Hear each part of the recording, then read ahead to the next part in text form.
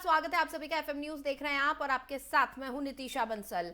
चलिए शुरू करेंगे बड़ी खबरों का ये सिलसिला। इस खास बुलेटिन में हम बात करेंगे 4 बड़ी खबरों के बारे में, विस्तार से करेंगे इन 4 बड़ी खबरों का विश्लेषण, बताएंगे आपको हर पहलू हर पक्ष। और पहली बड़ी खबर जिसकी हम बात करेंगे वो है यूपी निकाय चुनाव के बारे में।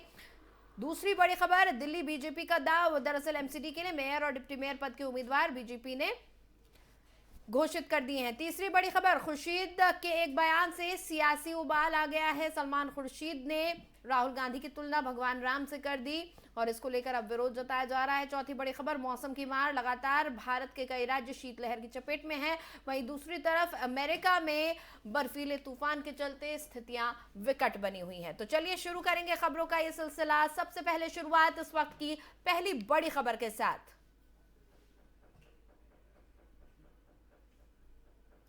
तो इलाहाबाद हाईकोर्ट की लखनऊ बेंच का यह बड़ा फैसला है। यूपी निकाय चुनाव में ओबीसी आरक्षण रद्द कर दिया गया है। ट्रिपल टेस्ट के बिना नहीं मिलेगा ओबीसी आरक्षण। तत्काल चुनाव कराने का सरकार का आदेश। और उत्तर प्रदेश में होने वाले नगर निकाय चुनाव को लेकर इलाहाबाद हाईकोर्ट की लखनऊ बेंच ने आज अहम फैसला सुनाया है। हाईकोर्ट ने बिना ओबीसी सर्टिफिकेट के नगर निकाय चुनाव कराने का फैसला सुनाया है। कोर्ट ने कहा कि जब तक ट्रिपल टेस्ट ना हो तब तक ओबीसी आरक्षण नहीं होगा। सरकार या निर्वाचन आयोग बिना ओबीसी आरक्षण के चुनाव करवा सकता है। इलाहाबाद हाईकोर्ट की लखनऊ बेंच ने 70 पेजों का यह फैसला सुनाया है। अपने फैसले में कोर्ट ने सरकार द्वारा जारी ओबीसी आरक्षण को रद्द कर दिया है। ओबीसी के लिए आरक्षित सभी सीटें अब सामान्य मानी जाएंगी। हाईकोर्ट ने तत्काल निकाय चुनाव कराने का निर्देश दिया है। यानी अब यूपी में नगर निकाय चुनाव अधिसूचना जारी होने का रास्ता साफ हो गया है। इलाहाबाद हाईकोर्ट ने उत्तर प्रदेश सरकार द्वारा जारी की गई ओबीसी आरक्षण सूची को रद्द करते हुए कहा कि सुप्रीम कोर्ट के आदेश अनुसार ओबीसी आरक्षण देने के लिए एक कमीशन बनाया जाए, तभी ओबीसी आरक्षण दिया जाए। सरकार ट्रिपल टी फॉर्मूला अपनाए, इसमें समय लग सकता है। ऐसे में अगर सरकार और निर्वाचन आयोग चाहे तो बिना ओबीसी आरक्षण के ही तुरंत चुनाव करा सकती है। हाईकोर्ट के इस आदेश के बाद अब प्रदेश में किसी भी तरह का ओबीसी आरक्षण नहीं रह गया है। यानी सरकार द्वारा जारी किया गया ओबीसी आरक्षण नोटिफिकेशन रद्द हो गया है। और अगर सरकार या निर्वाचन आयोग अभी चुनाव कराता है तो ओबीसी के लिए आरक्षित सीटों को जनरल मानकर चुनाव होगा, जबकि एससी एसटी के लिए आरक्षित सीटें पहले की तरह रहेंगी। यानी इनमें कोई बदलाव नहीं होगा। इस खबर पर बातचीत के लिए हमारे साथ दीप्ति सिंह जी जुड़ी हुई हैं, जो कि सुप्रीम कोर्ट की एक वरिष्ठ अधिवक्ता है। बहुत बहुत स्वागत है मैम एफएम न्यूज पर आपका। शुक्रिया। दीप्ति जी, जिस तरह से ये फैसला सामने आया है, एक तरफ सरकार ने भी कह दिया इस फैसले के खिलाफ सरकार आगे अपील करेगी, लेकिन कहीं ना कहीं क्या इसको एक राजनीति की तरफ झटका माना जाए, या फिर ये कोर्ट का एक सामान्य निर्णय है जिसका उद्देश्य सिर्फ और सिर्फ जल्द से जल्द चुनाव करवा देना है, ताकि चुनाव की जो लोकतांत्रिक प्रक्रिया है उसमें देरी ना हो? देखिए, दोनों तरीके से इसको समझा जा सकता है। पॉलिटिक्स में तो पॉलिटिक्स से हटके तो बात होगी नहीं, पॉलिटिक्स की ही बात है ना। और क्योंकि सुप्रीम कोर्ट ने काफी इसमें क्लियर ऑर्डर दिया हुआ है कि कैसे अपने स्टेट्स में स्टेट गवर्नेंस जो है किस तरीके से ओबीसी और आरक्षण के ऊपर अपना ध्यान रखते हुए नए जो मतदान की सूची है अपनी लिस्ट को वो कर सकते हैं प्रत्याशियों के लिए। तो इसी बीच जो इलाहाबाद हाई कोर्ट है इसने भी अपने तरीके से फैसला सुना दिया है कि अब जो ओबीसी होंगे उनको एज अ जनरल कोटे के रूप में लिया जाएगा और नए तरीके से अब उनके सर्च नहीं किए जाएंगे कि अब नए प्रत्याशी ओबीसी के, क्योंकि वो आरक्षण के कोटे में आने के बाद क्या होता है कि उनको क्लियर कट अगर वोटिंग ना भी मिले तो भी वो अपने चुनाव को जीतते हैं और उनको पोजीशन मिल जाता है। तो इस बार इस तरीके से स्टेट के हाई कोर्ट ने ऑर्डर दे दिया है और इसमें अब यही देखना है कि पहले से कितने इस सूची में ओबीसी वगैरह थे और नए सिरे से अब उनको इस बात का फायदा नहीं मिलेगा कि वो ओबीसी कोटे के अंदर आते हैं। जी, इस मामले में अगर सरकार आगे कोर्ट में अपील करने की कवायद करती है तो उस लिहाज से तो फिर निकाय चुनावों में और भी ज्यादा देरी हो जाएगी। जी जी बिल्कुल, इसको देर करना होगा तब डालेंगे ही। और क्योंकि पहले से ही ये सुनने में आ रहा है कि योगी आदित्यनाथ इसमें रिएक्शन इनका यही रहा है कि वो अब जाएंगे इसके लिए अपील में जाएंगे। अपील में जिस तरीके से जाएंगे तो फिलहाल तो ये चुनाव का जो समय है ये कहीं ना कहीं थोड़ा सा डिले होगा। पर ऐसे मामलों में ज्यादातर देखना ये है कि कोर्ट्स के जो फैसले हैं बहुत जल्दी आते हैं और इनकी अपील के भी जो डेट्स हैं वो बहुत जल्दी मिल जाएंगे। ज्यादा डिले नहीं हुआ तो मेरे ख्याल से जल्दी ही इनके चुनाव का जो दिन जो निश्चित हुआ था उसके आसपास का ही डेट मिलेगा। यानी दीप्ति जी कहीं ना कहीं भले ही राजनीतिक दल इस बात का ख्याल करें या ना करें, लेकिन तमाम जो कोर्ट है, हमारे जो न्यायालय हैं, इस बात का ख्याल रखते हैं कि लोकतांत्रिक प्रक्रिया में किसी तरह की कोई दिक्कत नहीं आनी चाहिए।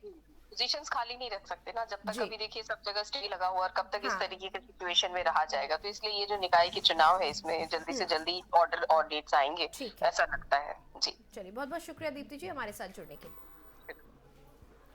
तो दीप्ति सिंह जी हमारे साथ जुड़ी हुई थी, सुप्रीम कोर्ट की एक वरिष्ठ अधिवक्ता हैं। वो बता रही थी कि इस पूरे मामले में जल्द से जल्द फैसला आता है इस तरह के मामलों में, और अगर उत्तर प्रदेश सरकार जिस तरह से आगे अपील करने की बात सामने आ रही है, अगर ऐसा होता है तो भी कोर्ट जल्द से जल्द इस मामले की सुनवाई कर इसमें फैसला सुनाएगा, ताकि नगर निकाय के जो चुनाव हैं जो लंबित हैं वो तत्काल करवाए जा सके, उसमें और ज्यादा देर ना हो।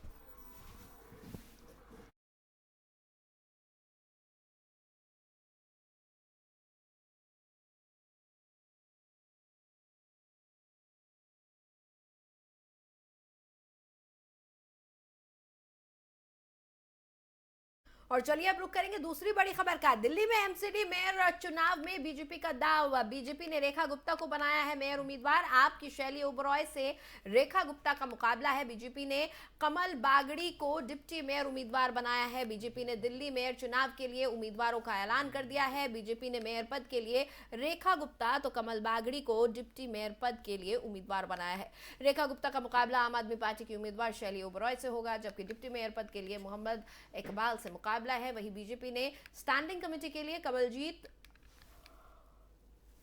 शेरावत, गजेंद्र दराल और पंकज लूथरा को चुना है। आज मेयर पद के चुनाव के लिए नामांकन का आखिरी दिन है। ऐसे में ये सभी उम्मीदवार आज अपना नामांकन भर सकते हैं, जबकि आम आदमी पार्टी ने स्टैंडिंग कमेटी के सदस्य के लिए आमिल मलिक, रविंद्र कौर, मोहिनी जीनवाल और सारिका चौधरी के नाम की घोषणा की है। रेखा गुप्ता शालीमार बाग से पार्षद है। ये यहां से तीसरी बार पार्षद बनी हैं। वो पहले भी एमसीडी में कई महत्वपूर्ण जिम्मेदारियां निभा चुकी हैं। वहीं कमलजीत पहले दक्षिणी दिल्ली नगर निगम की मेयर रह चुकी हैं। गजेंद्र दराल बीजेपी के बागी के तौर पर निर्दलीय चुनाव लड़े थे। उन्होंने मुंडका से जीत के बाद दोबारा बीजेपी ज्वाइन कर ली थी।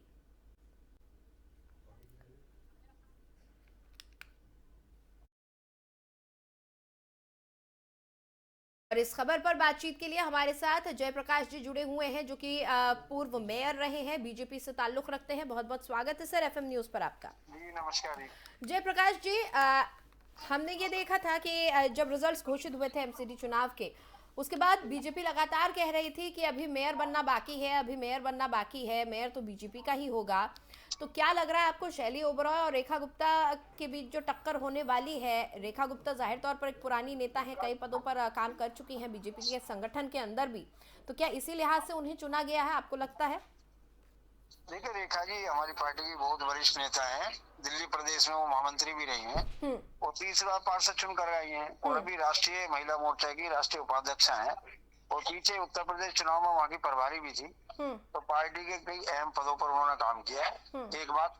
दूसरा, आम आदमी पार्टी की तरफ से शैली ओबराय नहीं, आशु ठाकुर ने भी फार्म भरा है। तो आम आदमी पार्टी की तरफ से 2 उम्मीदवार है, भारतीय जनता पार्टी का 1 उम्मीदवार है। जब क्योंकि उनके आज आशु ठाकुर जो कि चितरंजन पार्क से निगम पार्षद है, उसमें फार्म भर के गई है। तो उनके 134 पार्षदों में से 2 लोग जब फार्म भर सकते हैं, तो हमारे 105 में 1 तो भरना लाजमी है। जी, तो क्या लग रहा है, अगर पार्टी मेयर किसी और पार्टी का हो और जो पार्षद चुने गए हैं, पार्षदों की तादाद बहुमत की अगर बात करें तो आम आदमी पार्टी के हिस्से में गया है, ऐसे में क्या दिल्ली का काम सुचारू रूप से चल पाएगा अगर मेयर किसी और पार्टी के हो और बहुमत किसी और पार्टी के पास हो? नहीं, ये तो हाउस के अंदर सभी पार्षद तय करते हैं कि उन्हें महापौर कैसी चाहिए। अब रेखा गुप्ता जी क्योंकि उनके पास तजुर्बा है, एक्सपीरियंस है, पहले वो स्थायी समिति के अंदर अहम पदों पर रही हैं, और जो 2012 से 17 तक की निगम थी उसके अंदर उनकी महत्वपूर्ण भूमिका थी। तो एक तजुर्बेकार, सीनियर, वरिष्ठ कार्यकर्ता को ठीक हमने है। इस पद के लिए नामांकित करा है, जिन्होंने आज अपना नामांकन भरा है। मुझे जयप्रकाश जी, लगता है क्या वजह रही कि इतना वक्त लगा बीजेपी को अपने मेयर और डिप्टी मेयर पद के उम्मीदवारों को चुनने में, कि आखिरी दिन जो नामांकन का है यानी 27 दिसंबर, आखिरी दिन तक का इंतजार किया बीजेपी ने? देखिए, हमारी पार्टी में चर्चा होती है, विचार होता है, और हमारा देश लोकतांत्रिक देश है। और निगम के अंदर पहले भी हर बार चुनाव में विपक्ष के लोग, जिनको हम मानते हैं, वो अपना नामांकन भरते आए हैं। तो कई बार कांग्रेस ने भी भरा है, उससे पहले जो कांग्रेस का रास्ता हमने भी भरा है। फैसला अंतिम जिस दिन शपथ होगी और जिस दिन चुनाव होना होगा उस दिन होगा। लेकिन रेखा गुप्ता बहुत ही सरल और सहज और तजुर्बेकार नाम है। मुझे लगता है कि निगम को ऐसा ही नेता की जरूरत है। चलिए, बहुत बहुत शुक्रिया जयप्रकाश जी हमारे साथ जुड़ने के लिए।